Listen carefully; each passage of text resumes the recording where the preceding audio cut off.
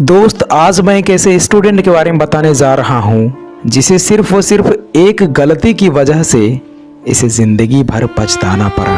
दोस्त, इनके पिताजी बहुत ही गरीब किसान थे और ये दिन रात एक करके खेतों में काम करके घर को चलाया करते थे। लेकिन ये अपने बेटे को पढ़ा लिखा कर एक सरकारी नौकरी दिलाने का सपना पाल रहे थे। इसलिए इन्होंने अपने बेटे को 12th कंप्लीट होने के बाद से ही पटना में कंपटीशन की तैयारी करने के लिए भेज दिए थे और कंपटीशन के साथ साथ ही BA पार्ट 1 में इसका एडमिशन भी करवा दिए थे।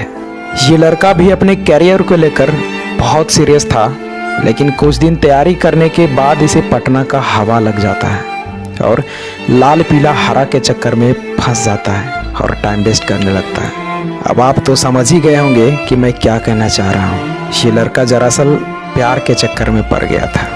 और दोस्त, मैं क्या बताऊं, इसके बाद इसका पढ़ाई के प्रति सीरियसनेस लेजीनेस में बदल जाता है। इसे लगने लगा कि यार अभी तो मेरे पास बहुत समय है, अभी तो ग्रेजुएशन कंप्लीट होने में 3 साल बाकी है और मैं तैयारी तो 6 महीने में ही कर दूंगा, क्योंकि कोर्स 6 महीने का ही होता है।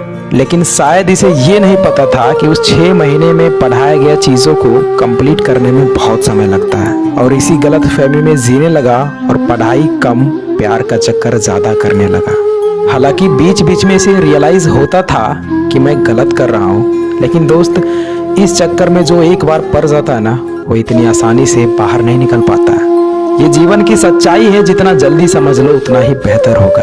ये लड़का इसी तरह अपने जीवन के 3 साल ऐसे ही बिता दिए और अभी तक ये क्लास का ही चक्कर लगा रहा था। दोस्त, आप भले ही सच्चाई से कुछ दिन मुंह मोड़ लेते हो, लेकिन एक न एक दिन आपको जरूर समझ में आती है। लेकिन जब तक समझ में आती है तब तक बहुत लेट हो चुका होता है। ठीक उसी प्रकार जब इसके साथ में पढ़ने वाला एक दोस्त ग्रेजुएशन कंप्लीट होते ही SSC CGL एग्जाम को क्रैक कर लिया और वो सेटल हो गया, तब इसे रियलाइज हुआ कि मैं इन 3 सालों में क्या किया और इसे लगने लगा कि मैंने कितना गलत किया।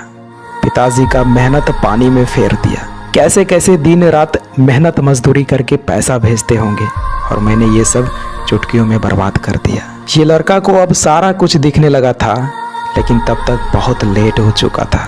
और दोस्त, इसी समय घर से कॉल आता है कि बेटा, माँ की आंखों का ऑपरेशन कराना है, लेकिन पैसे नहीं है क्योंकि सारा पैसा तो तेरा पढ़ाई में लगा दिया। बेटा, तुम्हारा सिलेक्शन कब हो रहा है?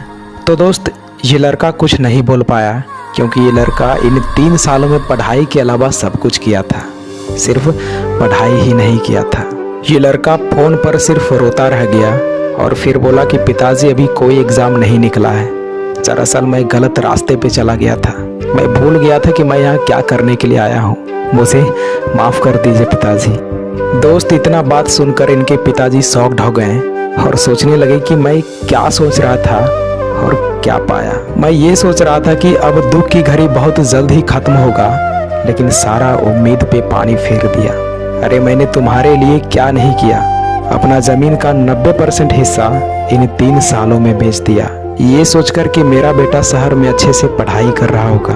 लेकिन तुमने जो कर दिखाया ना, अब लग रहा है कि सारा सेक्रीफाइसेस व्यर्थ चला गया। अरे बेटा, सोचो उस माँ पे क्या बीतेगी जो माँ अपनी आंखों का ऑपरेशन नहीं करा रही थी, बोलती थी कि बेटा सेट हो जाएगा ना तो मैं ऑपरेशन करा लूँगी, और तुम बहुत अच्छा किया बेटा, बहुत अच्छा।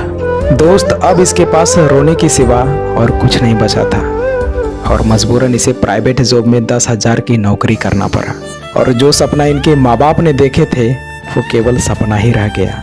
तो दोस्त, अगर आप भी ऐसी गलती कर रहे हो, आप भी पढ़ाई को प्रायोरिटी नहीं दे रहे हो, तो शायद आपका भी एक दिन यही हाल होगा। कड़वी है लेकिन बहुत सच है। इसलिए दोस्त, समय रहते खुद में सुधार कर लीजिए, क्योंकि समय के पास इतना वक्त नहीं है कि वो आपको दोबारा समय दे सके। तो दोस्त, ये स्टोरी मैं अभी के जनरेशन को देखते हुए तैयार किया है।